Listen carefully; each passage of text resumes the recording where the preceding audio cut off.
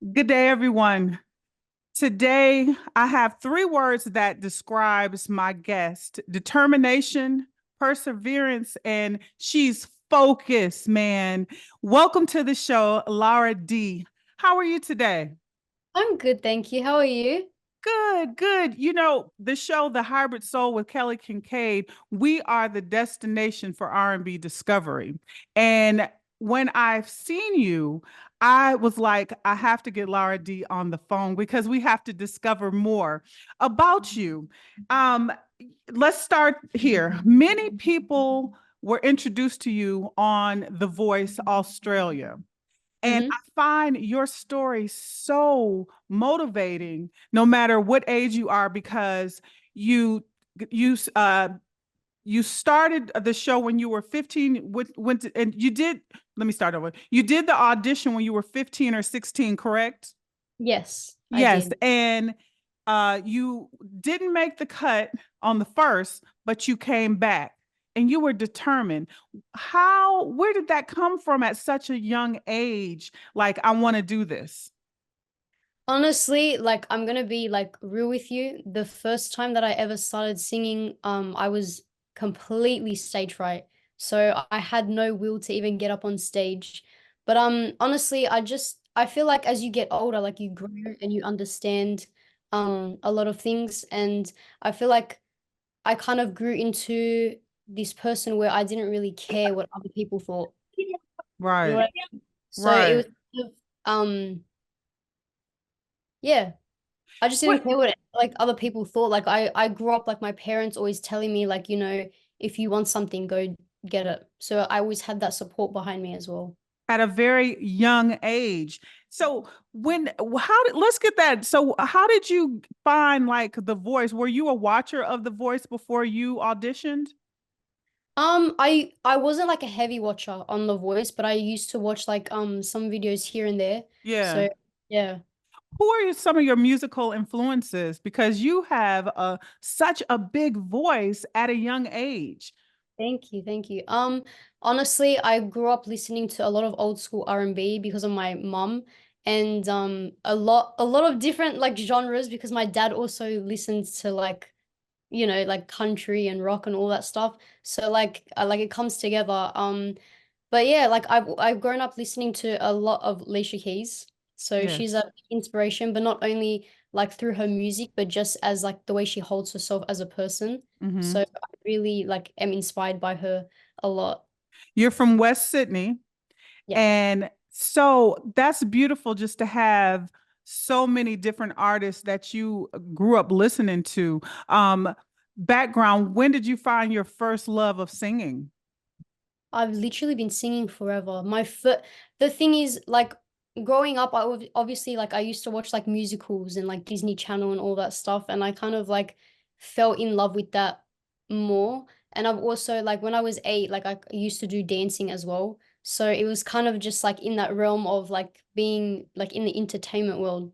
Yes. Yeah. Oh, that very cool. Artists from Australia or even Sydney, who are some of your people or some artists that you've looked up to growing up from your country?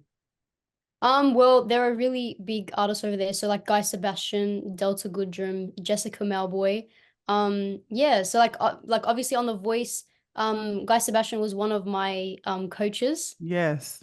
I started with him and I went to like Kelly Rowland. But I actually like I developed a good relationship with Guy, so it was How good. amazing was that? Because your second audition, Guy was the one who turned around. And then Exactly.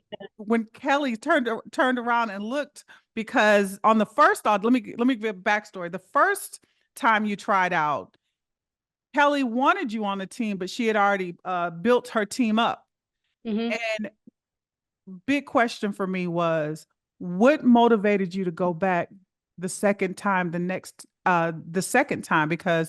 the first time you could have felt defeated. What made you go back the second time for the audition? Well, I don't know. Like I've always had like this mindset where it was just like nothing can really stop me. Like one like thing that I've basically like failed at, I would say, wouldn't stop me from trying to succeed further in life with what I wanted. So I Yeah. feel like just because something like pushes you down doesn't mean like you just stop there. You know what I mean? So like I have Yeah. a whole life ahead of me to continue like trying and just doing, whatever I want to do. And I was a kid, obviously, like back then I was really, really young, didn't know Yeah. anything, and I was just like, I forced myself to get out of my shell of being shy. So yeah, I've come a long way. Are you having fun? Yes, of course. To date, what has been your goosebump moment of maybe someone you met or some stage you have performed on that gave you goosebumps? Um, Honestly, I'm just appreciative of like everything. I take in every single moment, whether it's small or big. Yeah. That's just that's just the type of person that I am. I'm blessed for like everything, whether it's like a room full of like 50 people or like, 5,000 people. I'm really like blessed with everything. And I think that one of the lucky things is you have here, this is a great interview because it's another Kelly in your life now. We bring a lot of good luck to you. Your relationship with For Kelly sure. Rowland. Yes, your relationship with Kelly Rowland. How how did that build? Because just how she was a coach for you, did she give you any words of wisdom throughout your process in the voice? For sure. So like obviously on the show, like you will see behind like, her building my character through music and all of that stuff, which is really good. She kind of just told me to let go. Just, let go and be myself and just like take everything in. And I'm a perfectionist, and so like Mhm. I try and not like be so hard on myself, but that's literally she just told me to let go, have fun. And obviously a lot of the time pronunciating my words. Yes. I sing, so that's one of the things, yeah. And you are of Moroccan and Lebanese, that's your ethnic background. How has your just rearing in your foundation and your culture helped you navigating through your career now? Well, my family's really like big on supporting, which I really appreciate. Um, Honestly, I just feel like now, like I feel like everyone's starting to embrace their culture, and I've Hmm. always wanted to do that. So like I'm happy everyone's doing that now, embracing their culture, embracing their race, everything. It's helped me a lot because it feels like I'm not put in a category where everyone's the same. So I have like my own identity with I can share to the world and kind of be an inspiration for people that are Lebanese and Moroccan, because I am both. So people can relate to me on that aspect as well. But Yeah. yeah. How has the experience, because you spend time between your home country, Australia, and the United States in New York, how is your experience in New York with the music and the culture? Honestly, the very first time I came to New York was like a culture shock to me, because it was like so just like it was like so like crowded, and everyone's just like on the go, on the move, everyone's like doing everything. Whereas like Australia is very like too chill and laid back. Right. Everyone just the flow, and everyone's just like kicking back. It's like, oh yeah, it's okay, no worries. So like Right. I was like, what the heck is happening? But yeah. That's Honestly, cool. yeah, it's a good experience. Like to me, I love meeting like different people of like different like environments. Do you know what I mean? Mhm. Because obviously Australia is one environment that you grow up in where it's completely different culture, and then you go to another country, different culture, environment, morals, everything. So it's cool to see that, and just like kind of, educate myself. So yeah. That's beautiful. New York is a great place to be. I want to talk about the music because after The Voice was done and you did some amazing and some beautiful songs and covers on The Voice, making Yeah. your own music. How fun was it starting that project and putting out yours truly? Honestly. Look, for me, I love doing everything else as an artist. I love performing and everything, but to me, like being in the studio is like my home, because Hmm. obviously, like growing up shy and everything, it was hard to express through words because I didn't really speak as much. Yeah. Like, I would kind of like get my brother to like order, he's like younger than me, and I'd get him to order me stuff and be like, just whisper in the ear, so like, what do you want? And I'll just be like talking to him on the side and like, okay, now you talk. It was really like I was like that. Like I wouldn't put my hands up in class and everything like that. Like I was to that, extreme. But so I feel like being in the studio where I can relate to people such as like the writers and producers and everything because they understand that that's like, you speaking through music. So I got to really like, enjoy that and it feels like it's basically like a second home to me. So I Yeah. And you're 21 now, and I see on you have a lot of chaperones and big brothers because I think on your 21st birthday, someone wrote, "Yeah, you can now have a big glass of milk." How has it been just growing up, being 21, having all this global success for you? How have you embraced that and balanced yourself? honestly, I balance myself because of like just the environment that I grew up with my family. It's all about like being humble and being blessed about what you have. So I Yeah. don't take anything for granted. So like I said before, every small, every big thing is like a blessing to have.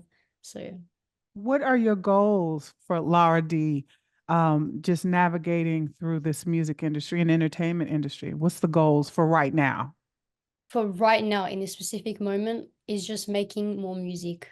I kind of like had a period of time where I didn't release music as much and like I stopped doing that for a little bit although I was like still active on social media.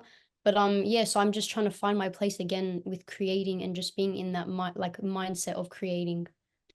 And your project, yours truly, you are producing, you're writing. Have you always been a writer, or did that start when you were on The Voice? When did that process, or when did that hat of being a writer and producer come for you? Honestly, I've always had a love of just like wanting to be hands-on with everything. It didn't really like I used to like write when I was like little, like try obviously nothing made sense at all when I was when I was writing. But like I've always just been really good at creative stories. Like one of my favorite subjects in school was English. So I kind of like loved writing like and I was like so fascinated by poems and like metaphors and similes. So I like to incorporate that in my writing, so it's more like poetic. I feel Yeah. like writing comes from a place where it's just like it is very poetic and deep. So that's one of my favorite things about writing. And I kind of it took me a while to develop that. Like, it's completely different from writing like 6 pages of like creative writing to like Yeah. trying to narrow it down and try and put everything and compact it into like one like 3-minute song. So Yeah. production wise, like I just sit back and watch like what the producer does. Like I love learning a lot from that. I'm not like really like hands-on, like I don't know how to, do that, but I do focus a lot on like melody structure as well. So like, if I have like a guitar melody in mind, like I would just like say it to a guitarist and then they would just like play it, piano, violins, like anything. So How fun. I'm curious to know, being so young in your age wise, writing, putting yours truly together, and even ATM, your lyrics. I want to talk about one of the songs, Better by Myself. How do mhm. you know about that? Honestly, like being an artist and being in the music industry, a lot of like, people in the entertainment world will relate to that. Um, it kind of also can go from like obviously a relationship aspect, but to just like being better by yourself, like as a person, and not necessarily as in like, you don't need anyone around you, but like to kind of appreciate you being by yourself and actually like you being able to be independent and doing things, I'm better by myself. That's I love basically, it. I yeah. love it. You have a song on yours truly with a friend of the show, Kevin Ross. How did that come together with Memories? Because I love that song. Thank you so much. Honestly, okay, so the first thing was I wrote, so he wasn't a feature at first. So I wrote a completely different, like my verse, it was a whole song I wrote. And then I had one of like someone that I used to work with, like he has connections with all that stuff. And so like we sent the song over to Kevin and he's just like, yep, I love this and I'm gonna hop on it. And I was like, that's amazing. So I feel like he really suited the song really well. He did. He did. And I have to tell you, because we're going to talk about this big song you have that's 2 million and counting in a moment. But I wanted to go back just to the start because sometimes Cool. people they need to respect, like you've been putting some work in, girl. One of my favorite songs off of yours truly is No One. Oh, I love that song. And let me it tell you actually. why. And I want to know what was the inspiration of putting that song together because I feel like you put a little bit of your culture in it, the words in it, like it all came together. Tell me about the process of that song. So I appreciate you for saying that because that's actually one of my favorite. And that was actually the very first song I wrote all by myself, like just like completely like sat down and I wrote that in like half an hour. So everything just like came to me. And Yeah, then it was my first song that I wrote. So I was signed to Sony Australia like for 2 years back then. And then I decided to become independent, do my own thing and like, but yeah, so I really wanted to incorporate like Afrobeat. And I was like always listening to like Afro beats, and I'm just like, we need like I in Australia, it's very like difficult to kind of um bring like genres up to the surface that aren't pop. You yeah, know what I mean? yeah. So I wanted to I wanted to just like create something like different in my like home country. Like I knew everything was happening like outside of Australia, but I wanted to be like different to that. And I'm like Afrobeat, R&B, kind of incorporate that type of vibe. And I was just like literally my all-time favorite song that I've created. You won on that. I love that. And I love the whole project. Um, Working and putting music together. How are you now? Because you're traveling, you're all over the world, getting your inspiration for songs. Honestly, I always say this because like just like having conversations with people, you know what I mean? Just interacting with people. Although I do have like a bit of like social anxiety myself, like I kind of like learned to just like open up to people, have conversations about like, what's happening in the world, about people's like just like personal lives and like, kind of hear them out on like how like they're doing as just like in general. And I feel like I'm really interested in like, just like understanding people. I love Yeah. going into depths about like how people think and how people act and like what's the reason behind this and everything like that. So I'm a very like deep thinker and Hmm. yeah, I'm a deep person in general. So I love human. that. Are you a Pisces? No, No, I'm I'm a a Pisces. Sagittarius. Sagittarius. Yeah. How when I listen to different songs that you covered on The Voice and I hear your voice, um I gotta ask you, what was one of your favorite covers that you did on The Voice? Um, I'd probably say I did like Lovely. That was Mm-hmm. probably really beautiful and Was. like so it was Lovely and All the Stars because that was the first time I got to actually like put out to the world like I can rap as well, which was Yes. really cool. And it was like actually completely different for the voice as well because I don't really do rappers. So that year was like to me that was probably like not because I was on it, but like that was like the best year where everything like in music just came out because there was also like a rapper on there as well. So it was really cool. It was It different. was. Wasn't now what's your relationship with like hip hop? Who's your favorite rapper? My favorite rapper. Let me Or what see. you let's say what who are you listening to now? I listen. The thing is, I don't like. It sounds really bad, but like, I listen to a lot of like old school like rappers. Like, I I don't. love that. Yeah, I Like do have who? new school rappers as well. Like, probably I'd say, like NF and Russ and all of that stuff. But I used to listen to like a lot of like 50 Cent, Biggie, Tupac, like literally like everyone. And how cool. That is so cute because you are early 20s to call them old school rappers. And I'm like, those are my people. They're Yeah. current in my head. That's really cool. Um, who is while you're making music, who would be your ideal person to do a song with? Um, Honestly, I love to collaborate with everyone, but I Yeah. feel like probably like Drake or Chris Brown. I can see So that happening. I can see that happening. You get flew out and do that. do that duo. How great. Let's talk about your hit song, ATM. I Mm-hmm. love it. I love it. I love it. And Thank so, do 2 million plus people do too? Let's talk Crazy. about how this song came together Mhm. and even just the visuals of it. You're writing. How did this thought from the paper get recorded? So, the first time I went to LA, like just like working straight, like back to back studio sessions.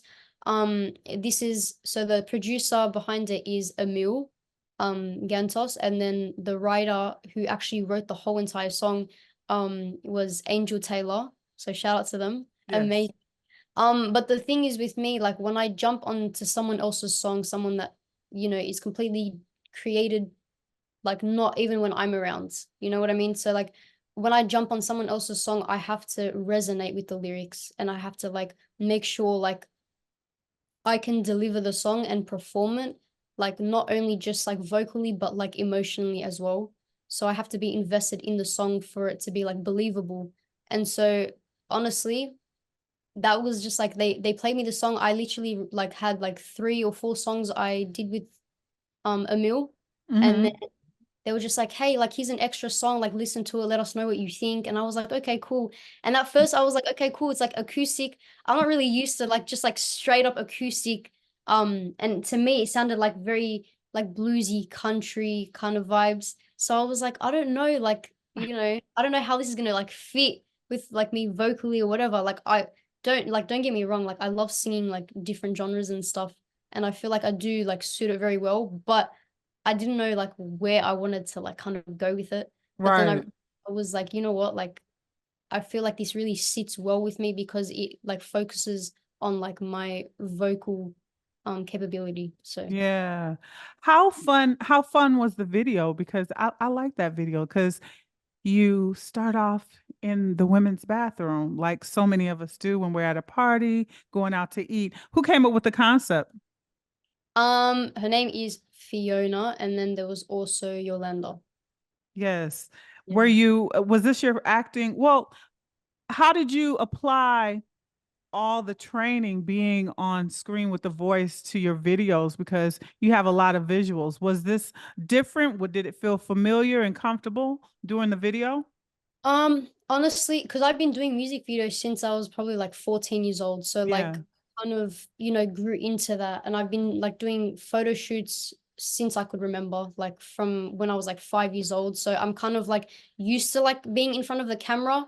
And so I feel like I don't know, I'm like a completely different person when I'm in front of the camera or on stage. I feel like I just like switch differently. And Yeah. then but yeah, I don't know, I just get like comfortable putting on a performance. So I That's feel like fun. yeah.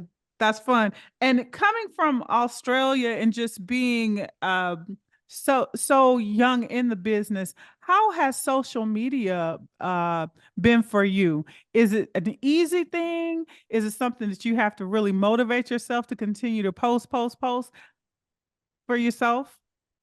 Honestly, yes. I would say as an artist, I feel like social media is kind of like a hard thing now. So Yeah. like I feel like with music back then it was like so much easier where you just release music and just do music videos and like, just be an artist. But now you kind of have to be an artist and also like an influencer at the same time to kind of, basically keep your music and your name alive on the Yeah. internet. So I feel like it is very hard to kind of motivate myself to do like a lot of content because like all I want to do is just like be in the studio and make music and perform and just like, do you know what I mean, as an artist? Yeah. But like, sometimes you got to do what you have to do. Absolutely. Aspirations. This year 2024, when we talk about like entertainers and who really made a moment, we're going to talk about Usher. Hmm. Having goals like that, coming and being from Australia, like what's your big moment that I want to say Usher, when he finished the Super Bowl performance, he said, I've been dreaming about this since I've been 9 years old. That's crazy. What's been your dream and what is your dream that you want to come to fruition? Honestly, I have a dream of like I dream a lot. to be honest.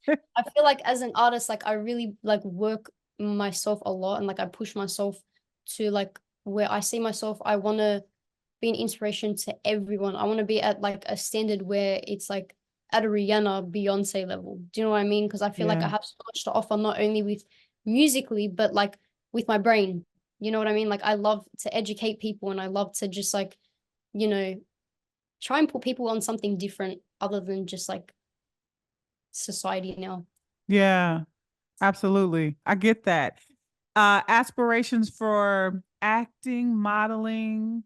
Because I must say, you have beautiful hair.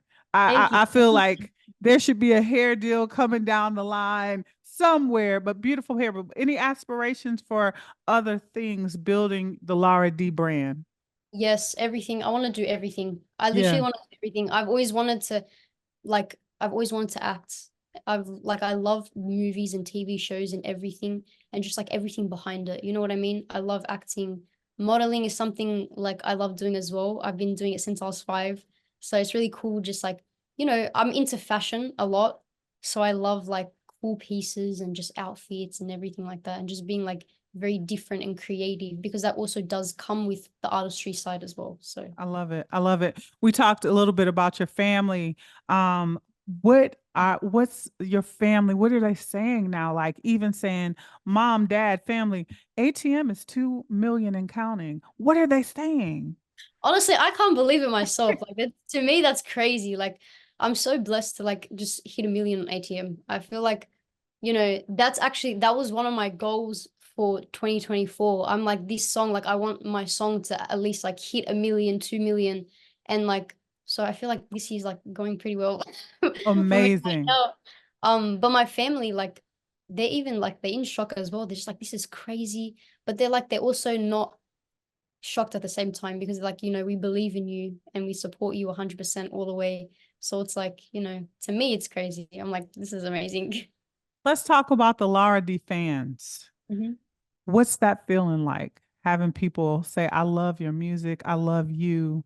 How does that feel? Honestly, it feels beautiful, to be Yeah. honest. And me, like coming from a background of like family, I'm very family orientated. I feel like that's also like a second family as well. So like that's what I want it to be. Like with my fans and my supporters, I want it to be a family where it's like they don't just see me as like, oh my God, like it's like Lara D, but like also like we resonate and we connect with her and like she's like one of us. Do you know what I mean? Yeah. Yeah, Yeah. that's important. And I appreciate everyone.